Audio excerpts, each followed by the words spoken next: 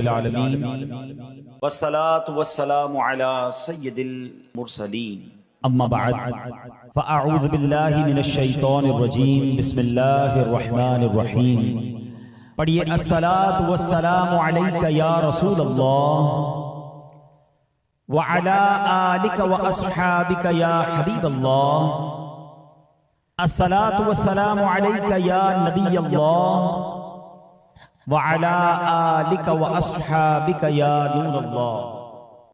درود پاک کے بے شمار فضائل و برکات ہیں۔ القول البدی میں ہے حضرت ابو عباس احمد بن منصور رحمت اللہ تعالی علیہ کو انتقال کے بعد کسی نے خواب میں دیکھا کہ وہ سر پر موتیوں کا تاج سجائے، جنتی لباس میں ملبوس، شیراز کی جامع مسجد کے محراب میں کھڑے ہیں۔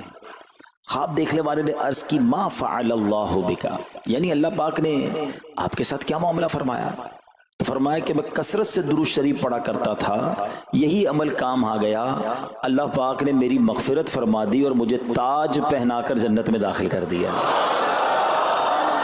کیا بات ہے درود پاک کی! آپ یقین کریں، اگر میں آپ سے یہ کہوں کہ زندگی میں ایک مسلمان ہونے کی حیثیت سے اگر آپ اپنی خواہشات، اپنی ڈیزائرز کیا کیا ہیں لکھیں ذرا، کہ مجھے دنیا میں کیا چاہیے، مجھے مرتے وقت کیا چاہیے، قبر میں کیا چاہیے، مرنے کے بعد محشر کے دن میں کیا چاہتا ہوں، کبھی اکیلے بیٹھے نہ تو لکھیے گا، ٹھیک ہے؟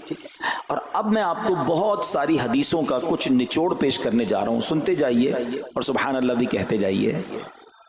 اگر آپ روزی میں برکت چاہتے ہیں تو درود پاک پڑھیے، اگر آپ بیماری سے شفا چاہتے ہیں تو درود پاک پڑھیے، اگر آپ ذلت و رسوائی سے بچنا چاہتے ہیں تو درود پاک پڑھیے، اگر آپ عزت میں اضافہ چاہتے ہیں تو درود پاک پڑھیے، آپ مصیبتوں اور پریشانیوں سے بچنا چاہتے ہیں تو درود پاک پڑھیے، مرتے وقت کلمہ پڑھنا چاہتے ہیں تو درود پاک پڑھیے، مرتے وقت آقا کا دیدار کرنا چاہتے ہیں تو درود پاک پڑھیے، آپ یہ چاہتے ہیں کہ آقا اپنے مبارک ہاتھوں سے قبر میں اتاریں تو درود پاک پڑھیے، اپنی قبر کو نور مصطفیٰ سے جگمگانا چاہتے ہیں تو درود پاک پڑھیے، قیامت کے دن نبی پاک کے پرچم تلے اٹھنا چاہتے ہیں تو درود پاک پڑھیے، آقا کے ہاتھوں جام کوثر پینا چاہتے ہیں تو درود پاک پڑھیے، اور سنیے آقا کے ساتھ جنت میں جانا چاہتے ہیں تو درود پاک پڑھیے، مدینے جانا چاہتے ہیں، بار بار جانا چاہتے ہیں تو درود پاک پڑھیے، اور زندگی میں دیدار مصطفیٰ کرنا چاہتے ہیں تو درود پاک پڑھیے۔ کچھ باقی رہ گیا ہے؟ اللہ اکبر یا رسول اللہ، مجھے بتائیے اور کچھ باقی رہ گیا ہے؟ ایک مسلمان ہونے کی حیثیت سے what ever I need in دنیا اور ان ہیئر آفٹر، دنیا اور آخرت میں جو کچھ چاہیے، روزی برکت والی زندگی، عزت والی، پریشانیاں دور ہو جائیں، بیماریاں دور ہو جائیں، ذلت و رسوائی سے بچا رہوں، ایمان والی موت ملے، جب تک زندہ رہوں مدینے آتا جاتا رہوں، آقا کی دید کرتا رہوں، آقا جنت میں ساتھ لے جائیں۔ اب کچھ باقی بچتا ہے؟ اب یقین کریں میں نے اپنی طرف سے نہیں بتایا، یہ جن کا کچھ مطالعہ ہے تو ان کو یاد آ رہا ہوگا کہ اس ہر جملے کے پیچھے کوئی نہ کوئی ایک روایت یا کوئی نہ کوئی حدیث موجود ہے، یعنی یہ سارے انعامات دنیا کے، قبر کے، حشر کے، یہ سارے انعامات نبی پاک نے درود پاک کی فضیلت میں بیان فرما دیے ہیں۔ یہ ایسے ہی شاعر نے نہیں کہا کہ ہر درد کی دوا ہے صلی علی محمد، تعویذ ہر بلا ہے صلی علی محمد صلی اللہ علیہ وسلم۔ پھر کیوں نہیں پڑھتے؟ یعنی اتنے سارے مسئلے حل ہو جائیں ایک ہی وظیفے سے۔ لوگ پوچھتے رہتے ہیں کوئی وظیفہ بتا دیں، روزی میں برکت کا بتا دیں، پریشانی دور ہو جائے بتا دیں، مدینے کا کوئی وظیفہ بتا دیں، اور یہ سارے وظیفے درود پاک میں چھپے ہوئے ہیں۔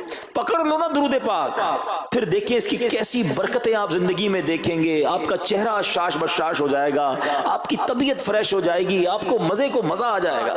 بس درود پاک کی کثرت پڑھتے رہا کریں، پڑھتے رہا کریں، انشاءاللہ برکتیں ہی برکتیں۔ میں بھی نیت کروں، آپ بھی نیت کریں۔ ایک اور خوبصورت بات بتاؤں، جو بڑی خوبصورت آیت ہے، میں سمجھتا ہوں شاید دنیا بھر کے عاشقان رسول کو یہ کم از کم آیت تو سب کو یاد ہوگی۔ کون سی آیت؟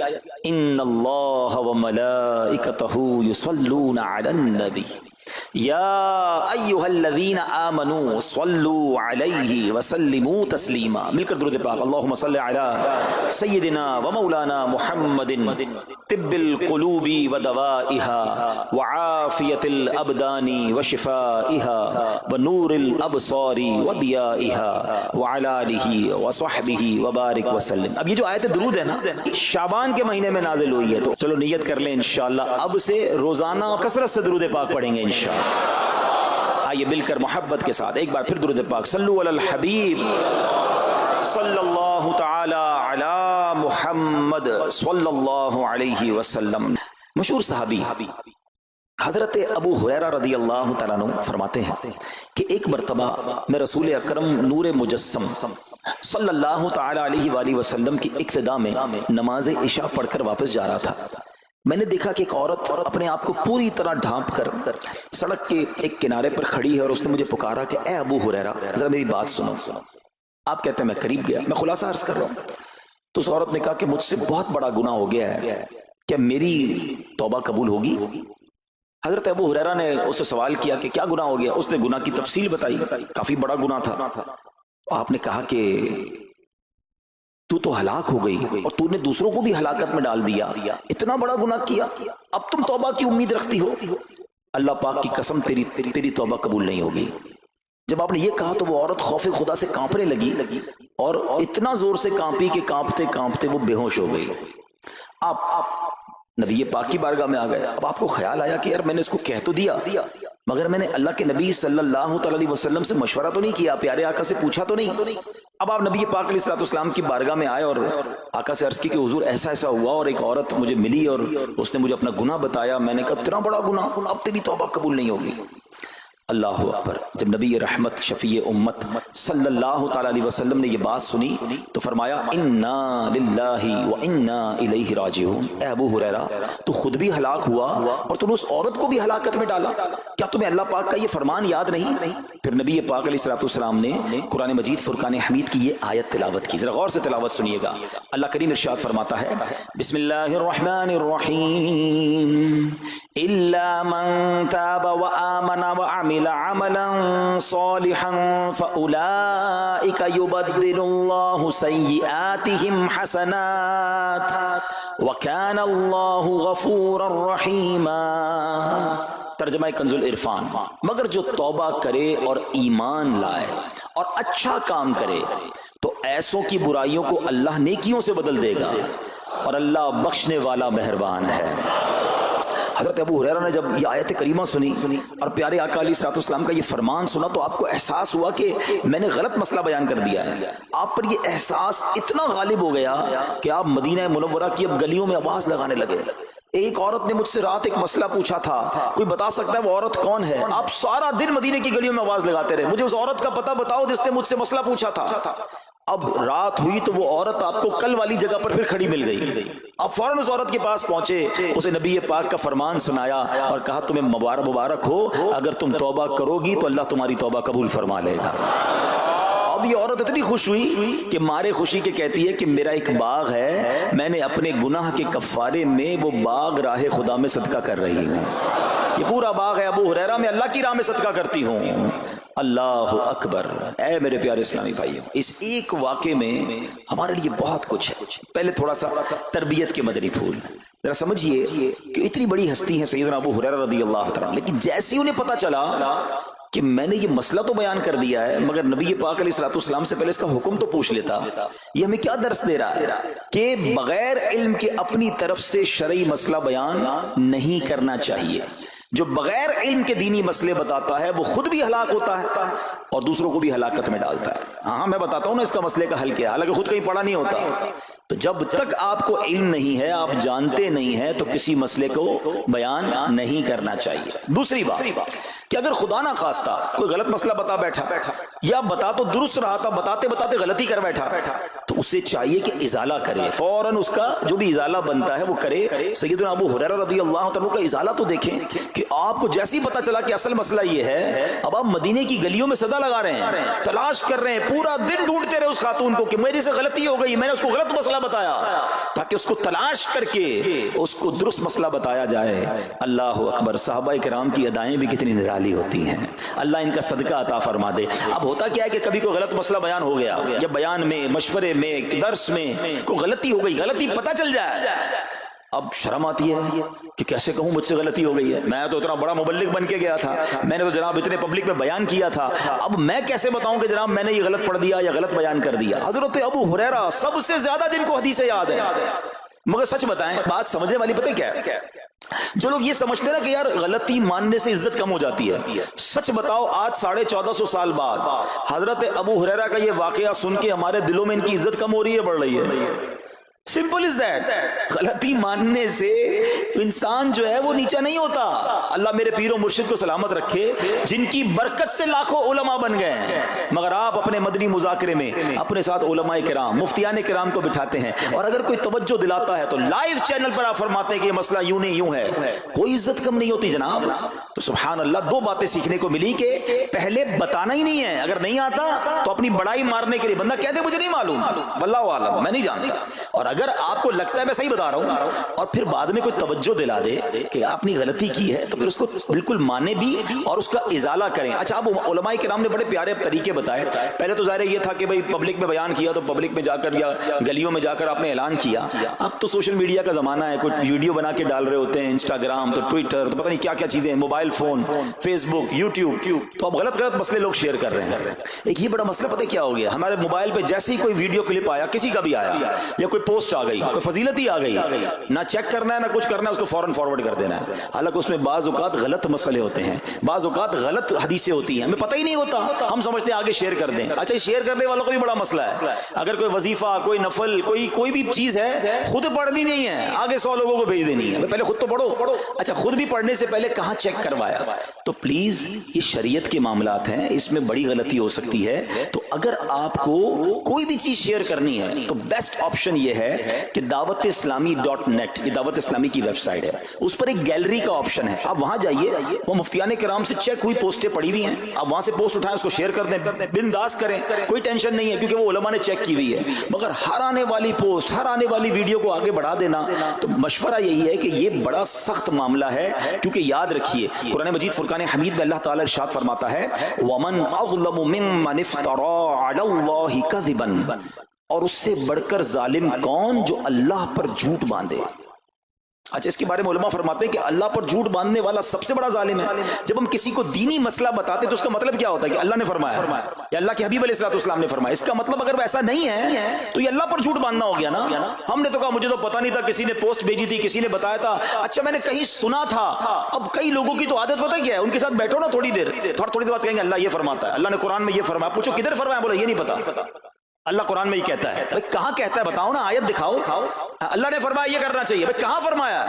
اپنی طرف سے۔ اچھا، کیونکہ کہیں سنا تھا، کہیں دوستوں کی محفل میں آدھی بات یاد تھی، ارے ڈرنا چاہیے کہ میں کیسے کہہ دوں کہ اللہ نے فرمایا، میں کیسے کہہ دوں نبی پاک علیہ الصلوۃ والسلام نے فرمایا، جب یاد نہیں، پڑھا نہیں۔ امیر اہل سنت کی آپ نے احتیاط دیکھی ہے، آپ حدیث کی کتاب منگاتے ہیں کہ پورا دیکھ کر پڑھتے ہیں، مگر یا تو اپنی مرضی سے چل رہا ہے معاملہ، خدا کے واسطے ہم سمجھ رہے ثواب کما رہے ہیں، اور ایسا نہ ہو کہ گناہ جاریہ والے کام ہو رہے ہوں۔ تو میں نے آپ کو آسان حل بتا دیا کہ دعوت اسلامی کے جو آفیشیل سوشل میڈیا کے پیجز ہیں، اگر آپ کو شوق ہے تو وہاں سے کوئی پوسٹ اٹھا لیں، وہاں سے کوئی چیز اٹھائیں اور اس کو شیئر کریں، باقی خدا را ان کاموں کو اپنی مرضی سے آگے نہ کریں، کہیں ہم گناہ گار نہ ہوں۔ تو ایک بات تو ہمیں اس پورے واقعے سے سیدنا ابو ہریرہ رضی اللہ عنہ کو جو انداز، آپ کی عاجزی، آپ کا ازالہ کرنا، آپ کا اس عورت کو تلاش کرنا، یہ سکھا رہا ہے کہ مسئلہ غلط بیان کرنا کتنا بڑا مسئلہ ہے۔ اللہ کرے کہ ہم اس کو سمجھیں۔ اب دوسری خوبصورت بات، آئے ہائے، عورت کا گناہ ہے، بڑا گناہ ہے، مگر نبی پاک نے جو آیت بیان فرما دی اور جو اس تک پیغام پہنچایا کہ توبہ کر لو، میرا رب توبہ قبول فرما لے گا۔ آئے ہائے میرے پیارے اسلامی بھائیو، کتنا ہی بڑا گناہ کیوں نہ ہو جائے، اللہ سے مایوس نہیں ہونا ہے، اس کی رحمت سے مایوس نہیں ہونا ہے، کیونکہ میرے آقا مدینے والے مصطفیٰ صلی اللہ تعالی علیہ وسلم فرماتے ہیں التائب من الذنب کمن لا ذنب لہ، گناہوں سے توبہ کرنے والا ایسا ہے جیسا اس نے گناہ کیا ہی نہیں ہے۔ ختم, null and void, deleted. یہ اتنی بڑی اللہ کی رحمت ہے کہ بس سچی توبہ ہو جائے نا, اللہ اس کو سارے اس کے گناہ معاف فرما دیتا ہے. حضرت عبداللہ ابن عبید رحمت اللہ تعالی سے روایت ہے, فرماتے ہیں کہ اللہ پاک کے نبی اور ہم سب انسانوں کے والد محترم حضرت آدم علیہ السلام نے اللہ پاک کی بارگاہ میں عرض کی, اے رب عز و جل, تو نے شیطان کو میرا دشمن بنایا ہے لیکن میری اولاد اس کا مقابلہ کرنے کی طاقت نہیں رکھتی. تو اللہ پاک نے فرمایا, اے آدم, آپ کی اولاد میں قیامت تک جو بھی انسان پیدا ہوگا میں اس کے ساتھ ایک محافظ فرشتہ مقرر فرما دوں گا جو انسان کے لیے شیطان کی جو چال ہے اس سے اس کی حفاظت کرے گا. حضرت آدم علیہ السلام نے عرض کی, مولا مزید کرم فرما. اللہ پاک نے فرمایا, اے آدم, آپ کی اولاد کو ایک نیکی کا اجر 10 گنا ملے گا. نیکی ایک کریں گے, اجر ملٹی پلائی بائی 10 ہو جائے گا. اور پھر اللہ نے فرمایا اس پہ مزید بڑھاؤں گا, جبکہ گناہ کوئی ایک کرے گا تو اس کے نامہ عمل میں ایک ہی گناہ لکھا جائے گا. اللہ کی شان دیکھو, ایک نیکی اجر 10 گنا, گناہ ایک لکھا بھی ایک جائے گا. حضرت آدم علیہ السلام نے عرض کی, مولا اور کرم کر دے. دیکھو شروع سے ہم پر مہربانیاں ہیں. حضرت آدم علیہ السلام بھی اپنی اولاد کے لیے اللہ کی بارگاہ میں عرض کر رہے ہیں. اللہ پاک نے فرمایا, اے آدم, جب تک روح انسان کے بدن میں رہے گی میں اس کی توبہ قبول کرتا رہوں گا. جب تک زندہ ہے نا, جب تک توبہ کر لے اس کی توبہ قبول ہو جائے گی. اللہ اکبر, کتنا کریم ہمارا مولا ہے, ہمارا پروردگار کیسا رحیم ہے. جب بھی گناہ ہو جائیں فوراً اللہ کی بارگاہ میں حاضر ہو جایا کرو, اپنی غلطی کا اقرار کر کے شرمندہ ہو جایا کریں. انشاءاللہ کریم توبہ قبول ہوگی اور گناہوں کی میل سے دامن صاف ہو جائے گا. ارے توبہ جب ہو جائے نا اور بندہ سچی توبہ کر لے, دیکھو اللہ کیسا کریم ہے, کیسا کرم کرتا ہے. ایک بزرگ کے بارے میں آتا ہے, حبیب عجمی رحمت اللہ تعالی علیہ ان کا نام تھا. ابھی بہت بڑے آپ اللہ کے ولی گزرے ہیں, بصرہ کے رہنے والے تھے, مگر توبہ سے پہلے آپ کی زندگی بڑی عجیب تھی. آپ بڑے امیر آدمی تھے, لوگوں کو قرضہ دیا کرتے تھے مگر سود پر قرضہ دیا کرتے تھے, سود لیا کرتے تھے. حال ایسا تھا کہ جب کسی سے سود لینے جاتے تھے یا قرضہ لینے جاتے تھے, وہ پیسہ نہ دیتا, لیٹ ہو جاتا تو اس سے جرمانہ وصول کر لیا کرتے تھے. ایک مرتبہ ایک مقروض کے دروازے پر گئے, وہ مقروض تو گھر پہ نہیں تھا, اس کی بیوی تھی. تو کہا میرا شوہر تو آج گھر پر نہیں ہے, نہ ہی میرے پاس رقم ہے کہ آپ کو دوں. آپ نے کہا مجھے تو چاہیے, کچھ نہ کچھ تو جرمانہ دینا ہوگا. تو اس نے کہا میں نے ایک بکری ذبح کی ہے, گوشت تو سارا بانٹ دیا, کھا لیا, اس کا سر موجود ہے. آپ نے کہا یہی دے دو. سود میں پیسے نہیں ملے تو بکری کا سر لے آئے. اچھا, اب جب بکری کا سر لے کر آئے تو اپنی زوجہ کو کہا کہ پکاؤ اس کو. تو زوجہ بولی گھر میں نہ لکڑیاں ہیں نہ دوسرا راشن ہے. چنانچہ اب لکڑیاں اور دوسرا راشن وغیرہ بھی دیگر مقروضوں کے گھر گئے اور وہاں سے سود میں کسی سے لکڑیاں پکڑ لی, کسی سے دوسرا راشن مسالہ وغیرہ چیزیں پکڑ لی, وہ بھی لے آئے. کہا لو پکاؤ. اب زوجہ نے ہانڈی بنائی, ابھی کھانا تیار ہو رہا تھا کہ اتنے میں ایک بھکاری آ گیا. حضرت حبیب عجمی نے اس وقت تو توبہ نہیں کی تھی, اس بھکاری کو بھی باتیں سنا کر نکال دیا, گھر سے نکال دیا. اب کھانا تیار ہو گیا, کھانے کے لیے بیٹھے, مگر جیسے ہی زوجہ نے ہانڈی کا ڈھکن اٹھایا نا تو وہ سالن جو تھا بکری کے سر کی بجائے پورا سالن خون سے بھرا ہوا تھا. زوجہ نے پکار کر کہا کہ دیکھو تمہارے اعمال کا نتیجہ, تمہاری کنجوسی کا نتیجہ, پوری ہانڈی خون سے بھری ہوئی ہے. سود کا مال تھا نا. اب ہانڈی کا یوں خون میں بدل جانا آپ کے دل پر بڑی تنبیہ ہوئی, بڑا اثر ہوا کہ یہ میں کیا کر رہا ہوں, میں کون سی روزی کما رہا ہوں. اللہ سے جنگ ہے نا سود کا کام کرنے والا, وہ تمام لوگ سوچیں جو سود کا کام کرتے ہیں. اب جب آپ کے دل پہ چوٹ لگی تو آپ نے اب توبہ کرنے کا ارادہ کیا کہ بہت ہو گیا, اللہ کو بڑا ناراض کر لیا. تو آپ حضرت حبیب عجمی اب باہر نکلے کہ حضرت امام حسن بصری کی بارگاہ میں جاتے ہیں اور وہاں جا کر توبہ کرتے ہیں. مگر جیسے ہی اب باہر نکلے نا تو کچھ بچے کھیل رہے تھے. کھیلتے ہوئے بچے نے آواز لگائی, جلدی سائڈ پہ ہو جاؤ, دور ہو جاؤ, حبیب عجمی سود خور آ رہا ہے, کہیں ایسا نہ ہو کہ اس کے قدموں کی دھول ہم پر پڑے اور ہم بھی بدبخت ہو جائے. پھر دل پر چوٹ لگی کہ یار بچہ مجھ سے نفرت کرتا ہے, ایسا کام کرتا ہوں میں, اللہ بھی ناراض, اللہ کے بندے بھی ناراض, اور دل پر چوٹ لگی. حضرت حسن بصری رحمت اللہ تعالی کی خدمت میں گئے, بڑی سچی توبہ کی, اللہ کو راضی کرنے کے لیے پکی نیت کی. ابھی توبہ کی ہے, کوئی بڑی نیکیاں نہیں کر لی. واپس آ رہے ہیں, جیسے واپس آ رہے ہیں تو دیکھا کہ وہی بچے کھیل رہے ہیں. اب ان بچوں میں کسی نے آپ کو دیکھا تو کہا کہ اب حبیب توبہ کر کے آ رہے ہیں, دور ہو جاؤ, کہیں ہمارے قدموں کی دھول ان پر نہ پڑ جائے تو ہم گناہگار نہ ہو جائیں. تھوڑی دیر پہلے یہ بچے کہہ رہے ہیں کہ دور ہو جاؤ, ان کی دھول پڑ گئی تو ہم بدبخت ہو جائیں گے, سود خور جا رہا. ارے ابھی توبہ کی ہے, اور اللہ نے اپنے بندوں اور مخلوق کے دل میں کیسی محبت ڈال دی کہ بچے کہہ رہے ہیں دور ہو جاؤ، ہمارے قدموں کی دھول حضرت حبیب پر نہ پڑ جائے، ہم گناہگار نہ ہو جائیں۔ اب جناب بڑا بڑا دل پہ اور اثر ہوا کہ مالک تیری قدرت، ابھی تو توبہ کی ہے اور میری نیک نامی کا اعلان تو نے اپنی مخلوق سے کروا دیا، سب کے حقوق ادا کیے، سودی لین دین تھا سب ختم کیا، اللہ پاک کی عبادت میں مصروف ہو گئے، اللہ نے ولایت کا سرتاج بنا دیا، اپنا ولی بنا دیا۔ اے میرے پیارے اسلامی بھائیوں، یہ ہے توبہ۔